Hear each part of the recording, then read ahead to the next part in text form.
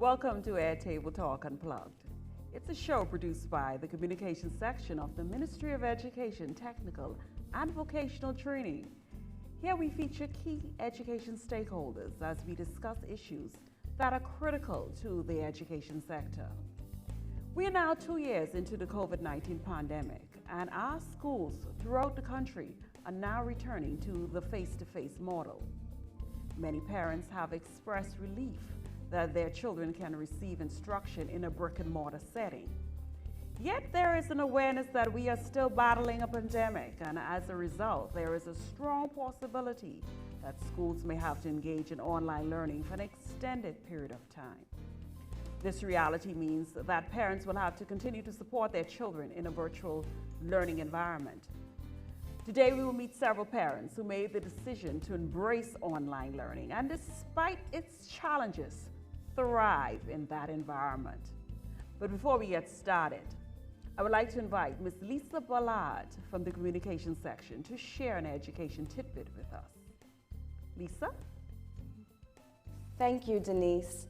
Students have faced a varied amount of issues with online learning, some of which include a lack of basic needs being met, such as food, electricity, displacement, a need for required resources, such as school materials, including quality devices, internet, and connectivity.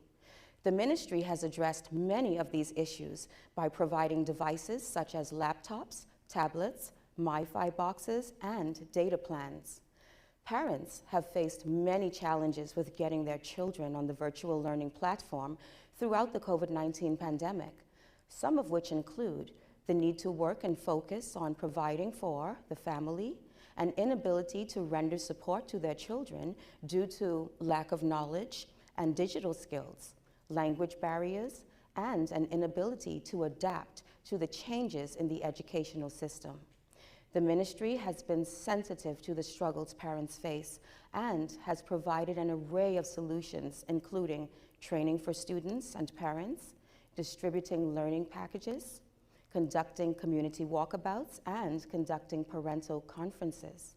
The Department of Social Services has also been engaged to provide home visits and psychosocial support.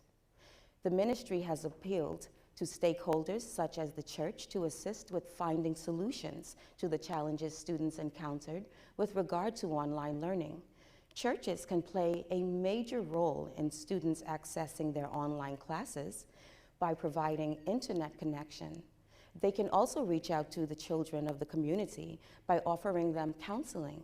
Many churches throughout our communities have taken a more active role in safeguarding our children's education, and most recently joined the ministry on its nationwide community walkabouts in an effort to reach every child who has not logged on to the learning management system since the onset of the COVID-19 pandemic.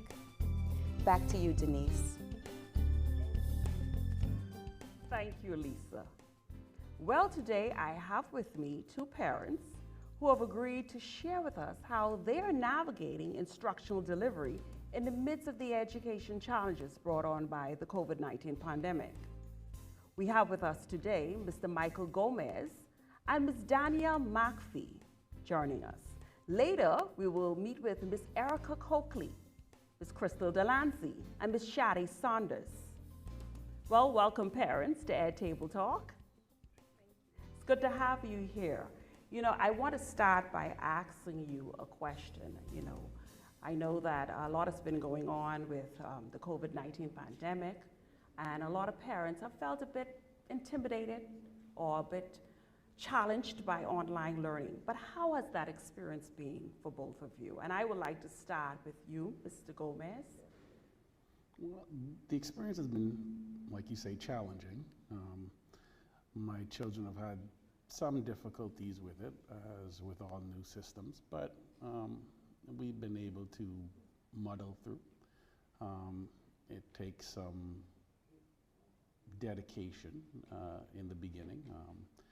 There wasn't much training as to how to use the system to make it work. So it was a learning curve for everybody. Yes, indeed, it's been a learning curve for you, right? Everyone, the teachers, the students. But now I know, you shared a bit of your background with me, and you mentioned that initially, prior to the pandemic, your children had been doing some homeschooling. Yes. Can you tell us a bit about that and maybe how that maybe may have assisted you with your online experience? Well, in terms of accessing educational information with the computer, obviously they were used to doing that, being homeschooled. The challenges came with dealing with the particular system they were using at this time. There were some challenges in the beginning, like we said. If you recall, on the first day, I believe the system crashed. But the school was prepared. Eva Hilton, they had a backup plan in place, and maybe they waited 20 minutes and sent out new instructions, and we got underway. That's quite interesting. So what you're saying is that there was a crash, but Eva Hilton, what they did was they uploaded an alternative Zoom link. Correct. Right. So you were able to still do classes, participate in classes for the remainder of the day. Correct. Well, that's a positive note. Always backup plans are always the way Important. forward. Huh? Important, right. Now, Ms. McPhee, tell us, I know you have two children, and one is in grade one, and one is in grade 3. In grade 3. And so that's a bit different. So one of your children entered school in the pandemic. Yes. On the onset of the pandemic, my older daughter was transitioning from kindergarten into grade 1, which was a very pivotal point for her. So fear consumed me. My youngest daughter was still in kindergarten, so I was used to, a lot of hands-on with her. So at that point, I was like, what am I going to do? Because we are at the point where she needs to sail smoothly from kindergarten into the primary school level. And piggybacking off what Mr. Gomez said, I was reassured after interacting with whom her teacher would have been at the time, and felt a lot more comfortable and confident in the fact that she would receive, even though it was in a different setting, she would still receive the attention she needed. That one-on-one interaction with teachers, they found ways to communicate with us, whether it was WhatsApp or any other classroom app where we were able to, talk about what was needed. That was made available to us. So after some time, it became more comfortable for me. So there was an adjustment. It appeared that way you needed to be acclimatized to this new system. Most definitely. In terms of what would you say kept you going now? I know for some people it's family. They want to see their children succeed. They might say, the school pushed me, or the teacher. There may be a combination of factors. In your case, what would you attribute that to? Honestly, I've come from a family that strongly believes in education. So it was, listen, we're gonna have to figure this out. We're gonna have to make this work.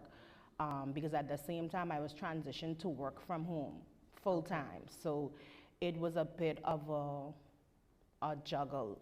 But of course, with the support of my girls' fathers, we were able to set up a timetable that worked for us. And we found keeping in close proximity to what the school timetable would have been at home, we found it to be a lot easier to manage. So we just kept the same routine. We would get up at the same time. We would do the same activities that we would do before leaving the house for school. So it kind of soothed the girls into this is now school life, even though we're at home. So timetabling, structure. Yes. Very important. And for you, Mr. Gomez, what would you attribute it to be able to continue? Because some parents gave up. They said, oh, you know, the system crashed, and it crashed in the morning, and so my children couldn't get on, and that was the end of it for the day, sometimes for the week, sometimes for the entire year. What kept you going? Well, I mean, we didn't really have a choice. You know, this at the time, for the foreseeable future, was going to be how education was going to be delivered. So, like Ms. Colley said, you know, we had to make it work. There was nothing else we could do, right? So we buckled down and, you know, figured it out. Yeah. So it's a mindset. Yeah, I mean, you know, challenges are always going to be in place. So you either meet them or you fold. We're not a family that folds. You either meet them or you succumb to them. That is so true. You're not a family that folds. No. And I like that point, and we're going to end on that, a positive note. You never fold. Okay. Well, thank you, parents. It's been a pleasure for this segment. Would you believe it? We're already at a break. And, you know, we're watching Airtable Talk Unplugged as we speak with parents who have made up their minds to thrive and get it done despite the pandemic. Stay with us. We'll be right back. The Ministry of Education strongly encourages the wearing of school uniforms. However, in this recent statement, Education Director Marcellus Taylor acknowledges that uniforms might be a challenge for some parents. We also want parents to realize too that although it would be nice for students to have a uniform, it's not imperative, because really more importantly at this time is for the students to come to school. So if you have the uniform, it's fine. But if you don't have the uniform, do not make that a deterrent for not sending your child. Students without uniform must be appropriately attired and groomed with neutral colors only. No print and graphics are allowed. Chest and stomach areas must be covered. Students without uniform must be dressed appropriately. Here's a list of what not to wear: Crocs, bubblegum jeans, shorts, open-toe slippers, graphic t-shirts, hoodies, t-shirts with words, furry clothes, glittery clothes, jewelry, spaghetti straps, hair extensions,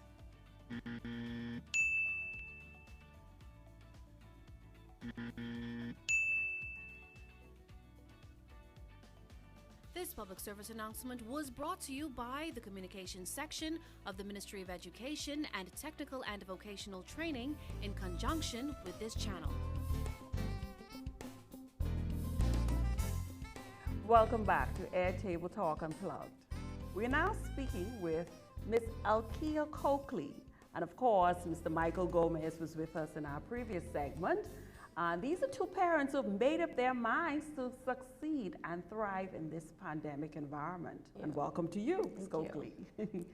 It's a pleasure to have you both here on Airtable Talk Unplugged as we talk about parents who are making it work despite the challenges of this pandemic. So I want to ask you first, I know sometimes children get discouraged. It can't be easy keeping them motivated and on the go and wanting to do their work and sit in front of a computer. How do you do it? How do you keep your children motivated and encouraged to keep on going? And we'll start first with you, ma'am. Well, basically, if mommy can do it, you can do it. And I try to be an example for my children. I am in school and I am working full-time, I'm in school full-time. And if they see mommy getting it done, they can do it. And so I always tell them, look here, we can do this. You know, just keep doing it, keep pushing, keep pushing, keep going. You know, you can do it, we can get to the end of this. It's not easy, but we can do it. And I am there with them every step of the way. You're a single parent, I'm a single parent, yes. And how many children? I have 2 children. And the ages? One is 6 and one is 10. So you have 2 young children as Yes. a single parent. Now, there must be some structure you put in place to get that done. Tell us a bit about that. Well, when the online learning first started at the beginning of the pandemic, luckily I was working nights instead of days. And so although I was in school and the kids were in school, I was there throughout the day, and I always have a timetable set, and I have everything scheduled for them. And so I was able to be there with them throughout the day to help them throughout their, lessons and what's not. So you put in place a structure, a timetable, Yes. a system, definitely. so to speak. And I guess that's how you made it work. That's how I made it work. Also, you had the mindset to make it work. Definitely. As Mr. Gomez mentioned earlier, Mr. Gomez, what would you add to that, sir? She's right. In terms of our experience, I found that, it really wasn't very different from traditional learning. When I was a kid, I didn't want to do my homework either. So, whether it was, writing it down in a book or doing it on the computer, it's still the same homework. Get the work done. Get the work done. Get the work done. Doesn't matter. Right. So, that's the mantra that we try to push in our household. And my wife does this. She's get the work done. So no bribery in place. I'm going to pay you to get it done. No. That comes later. That comes later. Very well.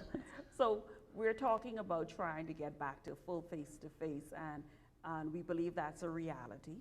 But we also realize that we hear the World Health Organization saying that the pandemic, this is the new normal, that this pandemic is going to be with us. And so we have to get used to it. We have to live with it. So there's a chance that something may happen that causes us to have to revert to full virtual again. Right now we're in a hybrid as we do this recording. But if we return to first full virtual, what happens for you? What do you do? Well, my children, I feel as if they are quite comfortable with it now. It's been 2 years. My daughter, she transitioned from kindergarten into grade 1 virtual, and it was a bit of a challenge, but she got it eventually, and she's doing pretty well. And she's used to it. My son, definitely, the first year was a bit challenging for him, but this year he's on the ball and he's rolling because he got pretty much used to it. And then, these children, they're coming up in this whole technical world, so they are really more tech savvy than I am. So they were actually able to help me to help them, so they're doing pretty well and they're comfortable with it. So if we have to transition back into the virtual, I think they will do pretty well. So I'm going to ask both of you this question. Parents, a lot of parents are saying, this is difficult. I can't get it done. I'm a single parent. I hear it all the time, and I'm sure you do. I can't get it done. I need help.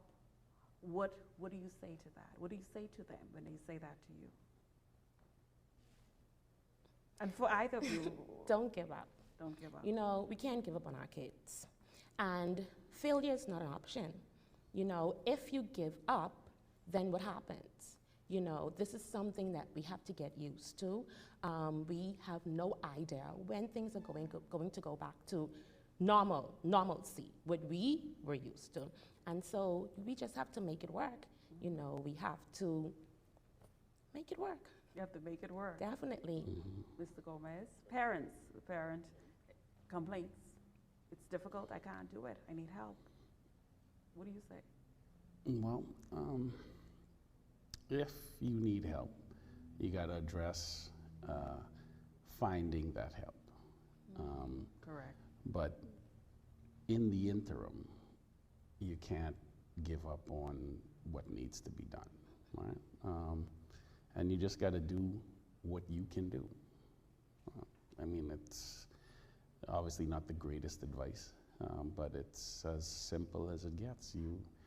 All you can do is what you can do. Yes, I think that's perfect advice. The schools have, we've spoken to teachers and district superintendents and principals, and they've all said, reach out to us if you need some assistance, if you need a device, if you need some printed materials. That has been the clarion call. Reach out to us, let us know. So I guess part of it, like you said, you do what you can do, meaning you use the resources that have been made available to you, that the schools have made available to you, and as best as you can. Well, again, I know earlier we talked about the face-to-face and the possibility that we may not stay in face-to-face. We may be back virtually. So it's here with us to stay. So what do you say again if someone says, well, you know, I don't know if I can continue beyond this? Well, Just in 10 seconds. 2 words. we may not have a choice. I like Therefore, that. I like that. We may not have a choice. And I will end on that. Well, we were watching at Table Talk Unplugged, and it's time for our second break. In our final segment, we'll continue to speak with our parents about thriving in an online COVID-19 environment. Stay tuned.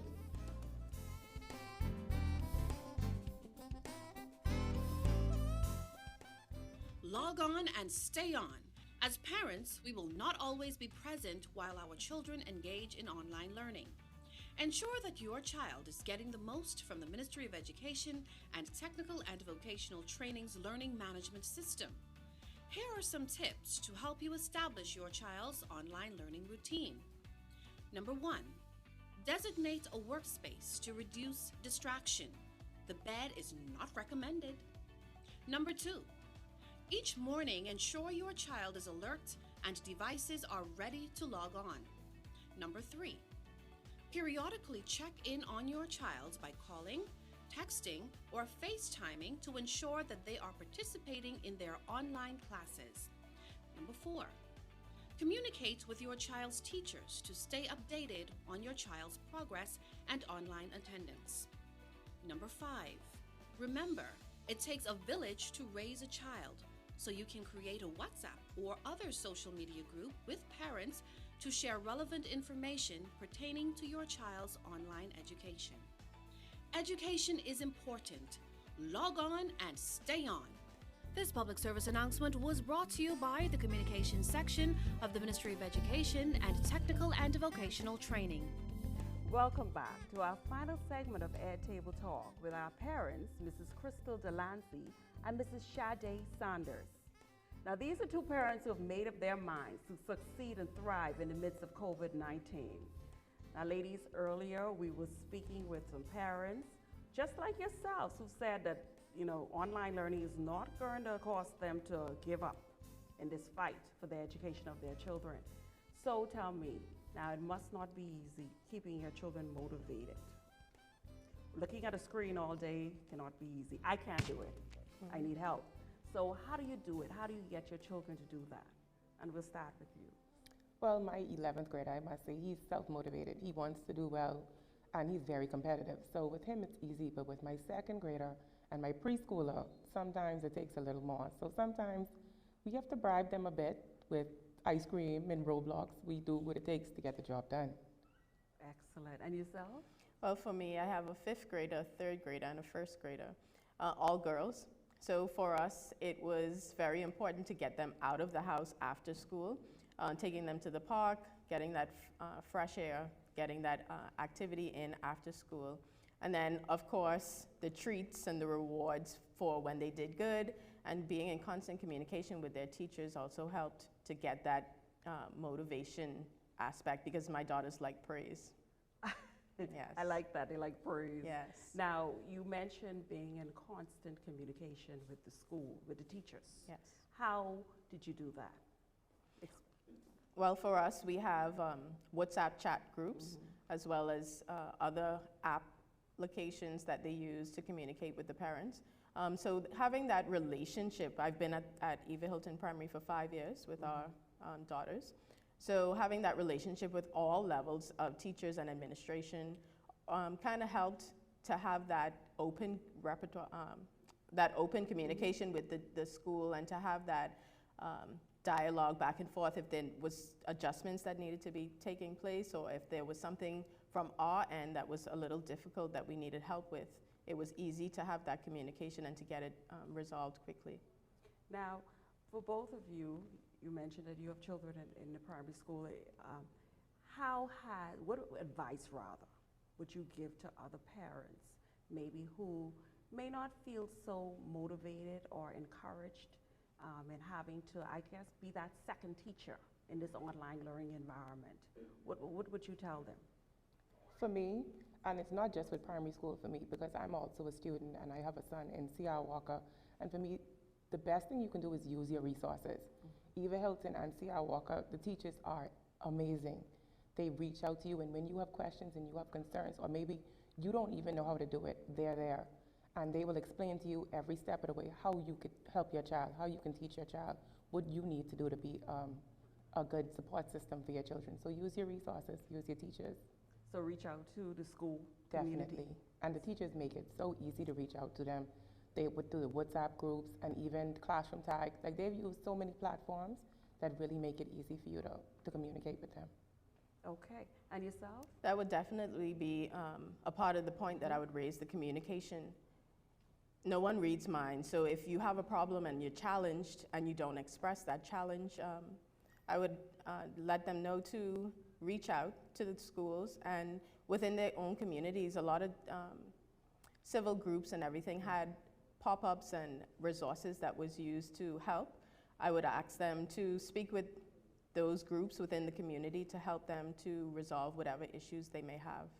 Because the children, their future is at stake here, so you don't want them to fall by the wayside. Good point. What kept you going? The fact that my children's education comes first. I don't wish to have adults that are challenged by deficiencies that may have come at this level. So pushing them, encouraging them, motivating them, and letting them know that it's for their best interest, that's very important for them to understand and to hold my hand as the administrators and the teachers hold our hand to help us to get everything resolved. And yourself? I couldn't say it better than Crystal. Everything is at stake. So by any means and all means, we're just going to get a job done. So we're actually done, and that time went by really quickly. I want to thank you so much for being a part of Airtable Talk Unplugged. And to you, our audience, well, it has certainly been a pleasure to have you with us today as we listen to parents who've made the commitment to remain steadfast and unmovable, always abounding in working with their children and doing their part to ensure that their children get a fair chance to receive a quality education. Well, you've been watching Airtable Talk Unplugged, and if you'd like to receive updates on what's happening here at the Ministry of Education or receive free text message notification updates, then you can text 819-BMOE. That's 819-2663. Or visit our YouTube channel, our website, or other social media platforms. Well, that's all for now. I am Denise Pratt, and thank you again for tuning in.